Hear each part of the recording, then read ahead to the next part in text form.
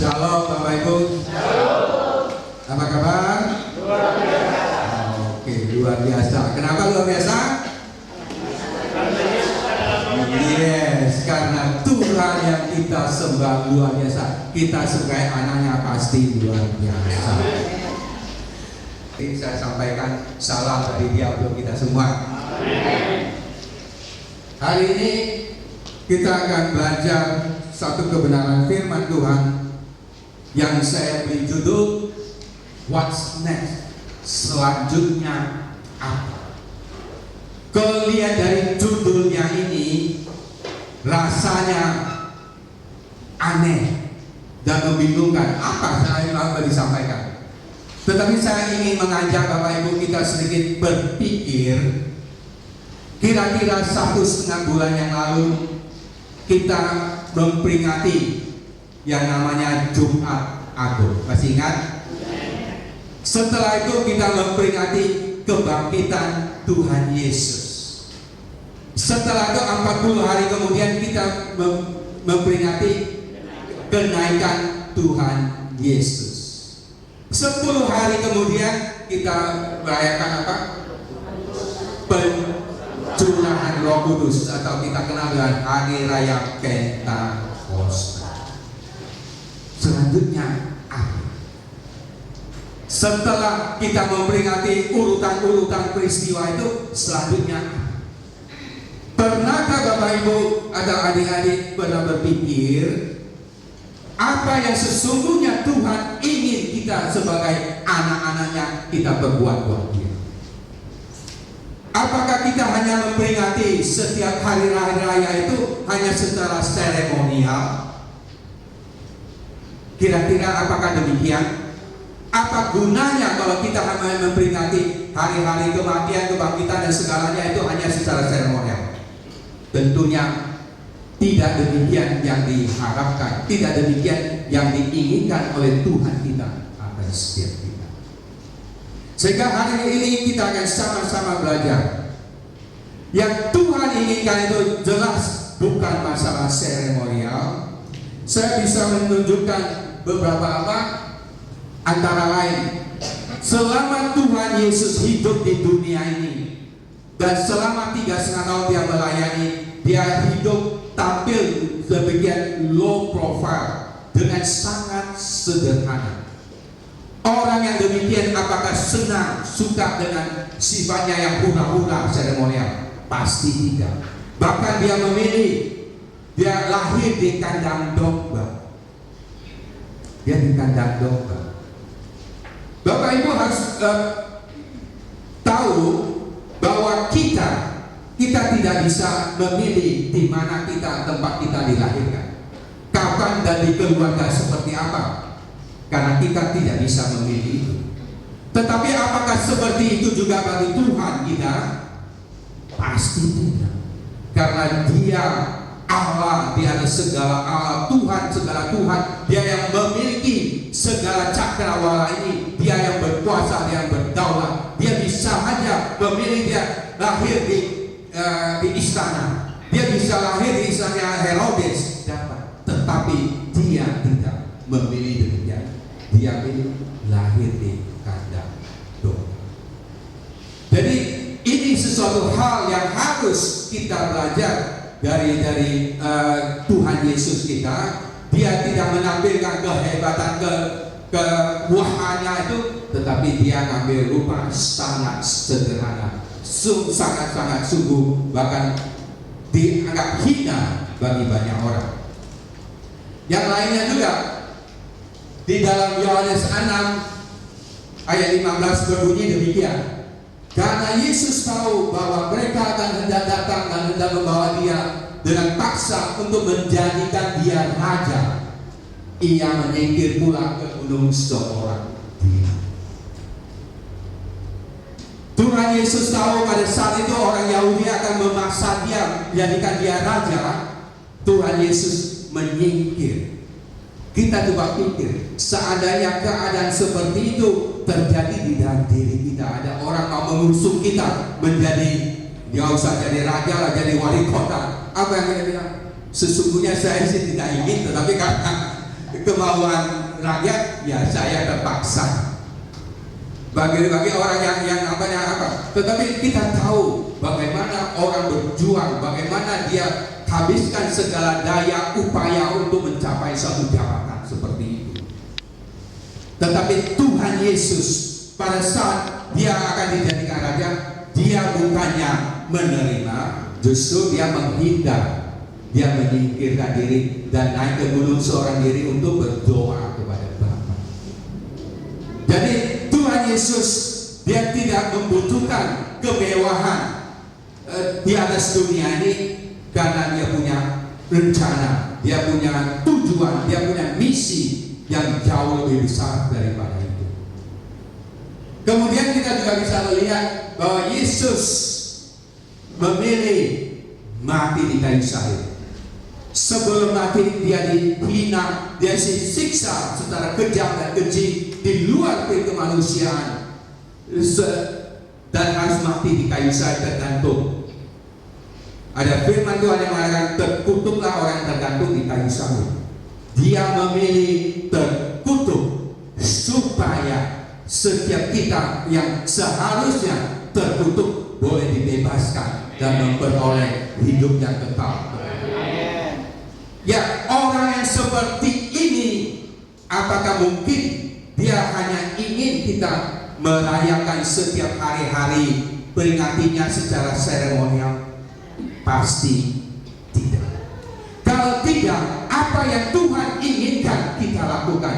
Kita akan coba baca kembali Kisah Para Rasul pasal 2 ayat 3 dan 4. Saya ngajak kita boleh bangkit bersama-sama, kita bacakan kedua ayat ini dengan suara yang kedengaran. 2, 3. Dan tampaklah kepada mereka lidah-lidah seperti nyala api yang bertebaran diikat pada mereka masing-masing. Maka penuhlah mereka dengan Roh Kudus, lalu mereka mulai berkata-kata dalam bahasa-bahasa lain, seperti yang diberikan oleh Roh itu kepada mereka untuk mengatakannya. Silakan duduk, Bang Gatot. Kita tahu, saya kira selama 2 minggu terakhir ini pasti sering sekali kita membaca, kita mendengar ayat ini dikumandangkan. Jadi yang ingin saya ngajarkan kita pada kepada mereka, kita tahu pada hari Pentakosta Tuhan mencurahkan Roh Kudus sehingga orang yang berkumpul di atas loteng itu semua dipenuhi oleh Roh Kudus, penuhi oleh Roh Kudus seperti lidah-lidah api yang menyala di atas kepala mereka. Itu di ayat 4 dikatakan, maka penuhlah mereka dengan Roh Kudus, lalu mereka mulai berkata-kata dalam bahasa-bahasa lain. Yang saya ingin tegaskan di sini, banyak orang percaya mereka hanya puas sampai berkata-kata bahasa lain. Banyak orang percaya mereka berhenti sampai hanya mampu berkata-kata bahasa lain. Apakah seperti itu tujuan dari pencurahan Roh Kudus kepada kita? Kita tahu berkata-kata dalam bahasa lain itu memang suatu tanda awal daripada baptisan Roh Kudus. Pada saat mereka dibaptis oleh Roh Kudus, mereka berkata-kata dalam bahasa lain, dan ya bahasa roh yang kita kenal sehari-hari di kita sini. Tetapi Bapak Ibu, kita tidak harus puas, kita harus tidak berhenti hanya sampai ke berkata-kata dalam bahasa roh saja, tetapi ada lebih daripada itu yang harus kita tunjukkan.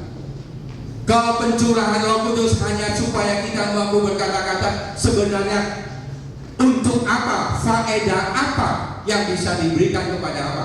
Kita tahu setiap firman Tuhan, setiap apa yang disampaikan itu adalah gunanya untuk membangun orang lain, menarik orang-orang yang belum kenal bahwa Tuhan Yesus, mereka boleh datang. Tetapi kalau hanya kita sendiri, kita hanya berbahasa itu dan orang lain, jadi itu tidak membawa faedah apa-apa. Karena berbahasa roh itu hanya membangun diri kita sendiri. Jadi tidak membangun orang. Kalau kita berkumpul ini sebenarnya lebih lagi harus membangun sesama. Jadi kalau bukan hanya berhenti sampai ke berkata-kata dalam bahasa roh, apa yang Tuhan Yesus harapkan?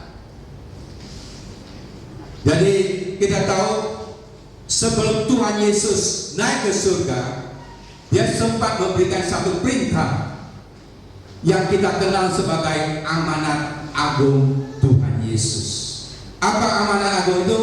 Karena itu pergilah, jadikanlah semua bangsa murid itu, baptislah mereka di dalam nama Bapa dan Anak dan Roh Kudus, dan ajarilah mereka melakukan segala sesuatu yang telah kuperintahkan kepadamu, dan ketahuilah aku menyertai kamu sampai ke akhir zaman. Siapa di sini yang mau disertai Tuhan sampai akhir zaman? Boleh angkat tangan? Kita semua ingin Tuhan sertai kita sampai akhir zaman. Tetapi tahukah kita supaya Tuhan menyertai kita sampai akhir zaman, ada tugas yang harus kita kerjakan lebih dulu. Tugasnya itu apa? Pergi jadikan semua bangsa murid. Muridnya siapa? Muridnya Tuhan Yesus.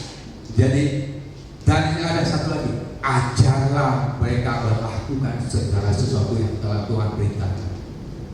Pernahkah kita pikir kita sebagai orang percaya tidak cukup kita sudah percaya Tuhan Yesus, tetapi kita masih punya satu tanggung jawab, adalah menjadikan mereka murid dan harus mengajar mereka.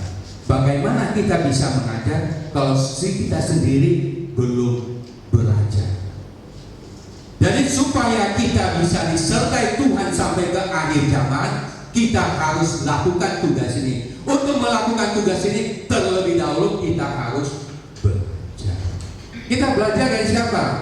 Kita belajar dari guru agung kita, yaitu Tuhan Yesus sendiri, lewat hamba-hambanya, baik sebagai pendeta, penginjil, dan pengguru yang berkompeten di dalam apa yang sudah terlebih dulu belajar di dalam hal itu. Dengan patokan buku pedomannya adalah Alkitab, bukan yang lain, tapi Alkitab yang kita belajar dan yang kita ajarkan juga tentang Alkitab. Jadi itu supaya kita, dan Tuhan Yesus tahu sungguh bahwa murid-muridnya tidak mampu akan melakukan amanat agung ini. Dia tahu mereka tidak akan mampu. Oleh karena itu, sehingga dia di dalam Kisah Para Rasul pasal yang pertama ayat yang ke-8, pada saat dia diangkat ke surga, dia berikan janji-janji apa itu? Tetapi kamu akan menerima kuasa kalau Roh Kudus turun ke atasmu, dan kamu akan menjadi saksiku di Yerusalem dan di seluruh Yudea dan Samaria dan sampai ke ujung bumi. Tuhan Yesus tahu bahwa murid-muridnya tidak akan sanggup melakukan amanat agung, sehingga mereka perlu ada suatu kuasa. Oleh karena itu Tuhan Yesus menjanjikan kuasa itu dengan lewat Roh Kudus, dan terjadilah itu pada hari raya Pentakosta. Jadi mereka menerima kuasa Roh Kudus itu untuk apa? Yang tadi kita baca itu tidak cukup hanya sampai ke berbahasa lain saja, tetapi harus menjadi saksi Tuhan Yesus dari Yerusalem, seluruh Yudea, Samaria, dan sampai ke ujung bumi. Jadi untuk kita boleh menjadikan semua bangsa murid Tuhan Yesus lewat apa? Lewat kesaksian setiap kita. Setiap kesaksian kita. Kesaksian itu mulai dari apa? Mulai dari Yerusalem. Yerusalem itu berbicara keluarga kita yang paling dekat. Itu Yerusalem. Setelah itu ke seluruh Yudea, artinya mungkin keluarga lebih besar yang lebih luas, mungkin ada teman-teman kita dan kolega kita. Yang kemudian ke Samaria adalah orang-orang yang mungkin selama ini tidak berhubungan dengan kita, yang baru kita kenal, atau mereka yang kepercayaannya tidak sama dengan kita. Itu ada termasuk Samaria. Dan sampai ke ujung bumi, jadi tidak ada batasnya. Kemanapun Tuhan menempatkan kita, disitulah kita harus bersaksi. Dengan bersaksilah baru bisa terjadi mereka akan dibawa menjadi murid-muridnya Tuhan Yesus. Jadi kita harus jadi saksi. Jadi tujuan pencurahan Roh Kudus itu agar kita mampu menjadi saksi. Sering sekali kita ada gereja-gereja tertentu atau mungkin persekutuan ada namanya ruang saksi. Tapi sering sekali saya dengar dalam ruangan saksi itu apa yang mereka saksikan ternyata itu tidak memuliakan Tuhan Yesus. Lebih banyak mereka menceritakan kehebatan dirinya. Banyak sekali yang demikian. Yang dimaksud dengan saksi bukanlah hal yang seperti itu. Bukan menceritakan kehebatan diri kita. Yang namanya saksi itu harus senantiasa memuliakan nama Tuhan dan kita. Artinya nama Tuhan semakin besar dan kita semakin kecil. Itu baru namanya saksi buat Tuhan Yesus. Kesaksian juga bukan menceritakan kehebatan gereja tempat di mana kita beribadah. Saya sering juga dengar ada teman-teman yang mereka beribadah di gereja besar, yang jemaahnya puluhan ribu, yang gedungnya mewah, yang fasilitasnya itu canggih, dan mereka selalu membangga-banggakan itu. Tidak salah membangga-banggakan, tetapi kalau dalam kesaksian kita bukan menceritakan kehebatan gedung gereja, ada peralatan yang dipakai, karena itu bukan yang diinginkan oleh Tuhan. Sama kalau kita membaca Alkitab, kita juga tahu ada murid-murid Tuhan Yesus, mereka begitu terpesona dengan bait Allah yang mewah itu. Apa Tuhan Yesus mengatakan? Tiba saatnya nanti tidak ada satu batu pun yang terletak di atas batu yang lain. Artinya gedung, fasilitas semuanya bukan tujuan Tuhan Yesus. Itu hanya sebagai fasilitas bisa mereka berkumpul, tetapi yang penting adalah jiwa-jiwa orang-orang yang ada di dalamnya. Dan jadi kita bersaksi bukan tentang hal-hal yang lain, yang material dan apa. Yang harus kita saksikan adalah tentang Tuhan Yesus sendiri. Bilang sama-sama saya, yang harus kita saksikan adalah tentang Tuhan Yesus sendiri.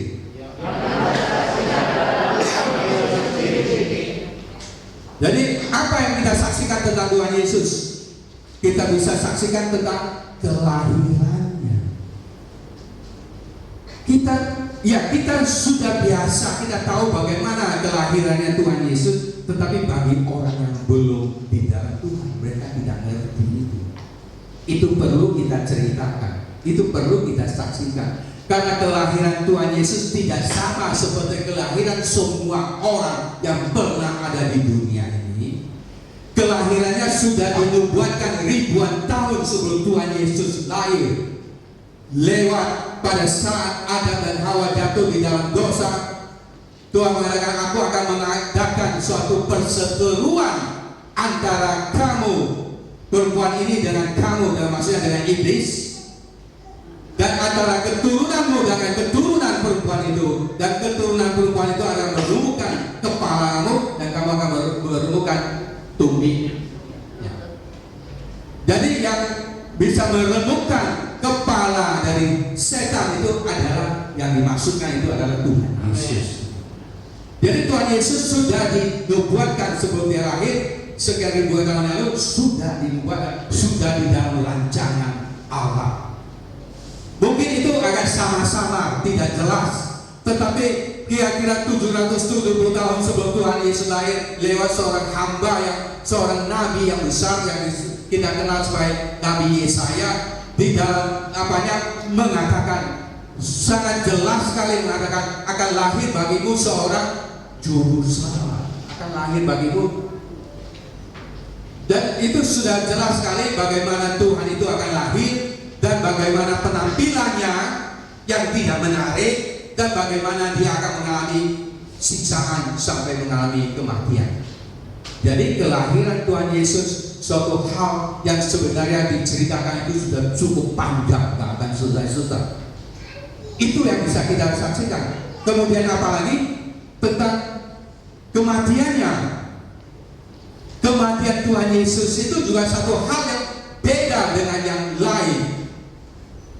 Ini banyak kita orang Kristen mendapatkan cemooh oleh orang-orang yang belum di dalam Tuhan Yesus. Mereka yang tidak kenal.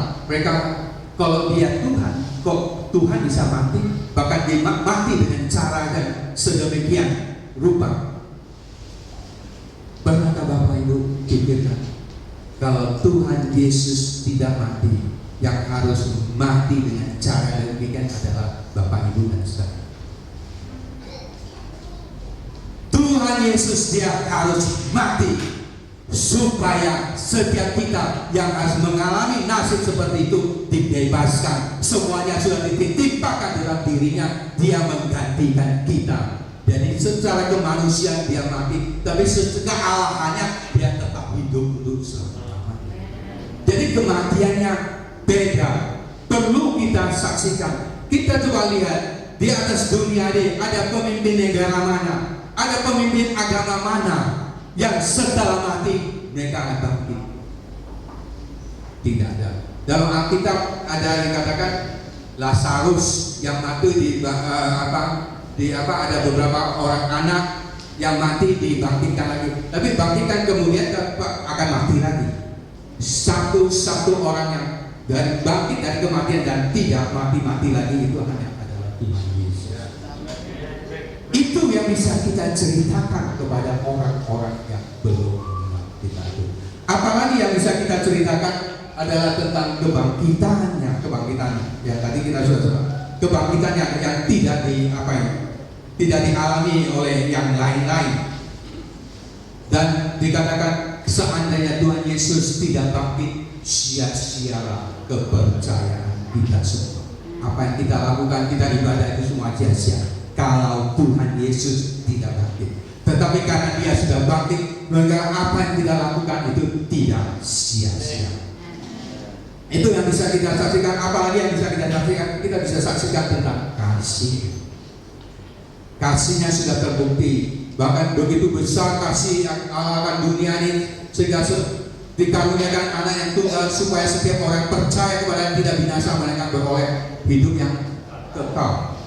Jadi kasihnya sudah Dia menunjukkan kasihnya dengan rela mati menggantikan kita. Itu sudah tidak perlu diragukan lagi. Itu yang bisa kita saksikan. Tuhan Yesus mati karena kasih. Ya, apalagi yang bisa kita amalkan, yaitu karakternya Tuhan Yesus atau sifatnya Tuhan Yesus. Sifat-sifatnya seperti apa? Dia datang untuk melayani, bukan untuk dilayani. Dia mengampuni. Banyak orang mengajarkan pengampunan, tetapi tidak banyak orang yang mampu menjadi teladan dalam hal pengampunan. Tetapi Yesus sudah lakukan itu pada saat dia di kayu salib. Dia bilang ampunilah mereka karena mereka tidak tahu apa yang mereka lakukan. Sama orang-orang yang sudah siksa dia, menghina dia, yang menyalibkan dia bilang ampuni mereka. Dia sudah menjadikan contoh. Jadi adakah kita tidak mampu melepaskan pengampunan terhadap orang-orang yang pernah menyakiti kita?